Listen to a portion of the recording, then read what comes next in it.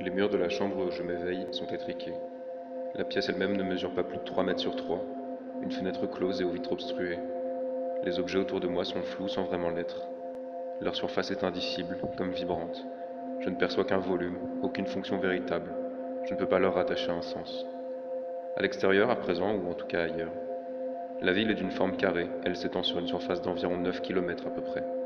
Je ne saurais dire véritablement si les routes sont alignées, elles semblent se joindre perpendiculairement mais quelque chose ne colle pas.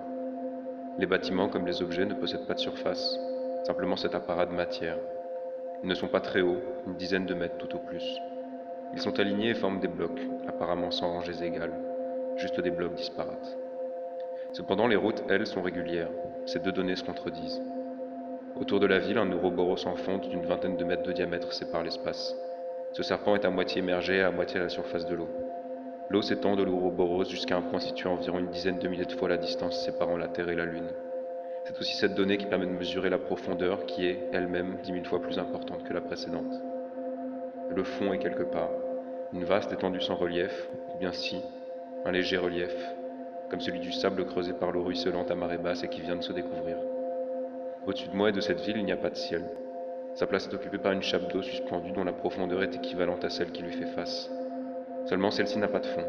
Elle débouche sur un ailleurs, sur lequel je n'ai aucun indice, aucun repère.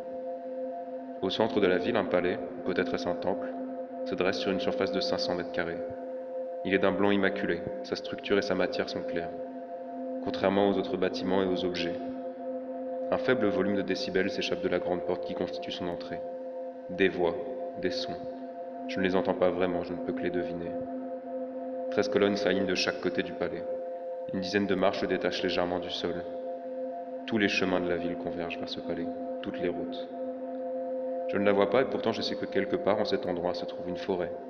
Dans cette forêt, il n'y a rien d'autre qu'une terre blanche parfaitement plate.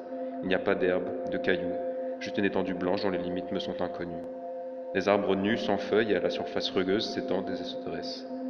Ils ne mesurent pas plus de 3 mètres de haut. Les plus petits font au pire 1,80 m. Aucun d'entre eux ne sont alignés.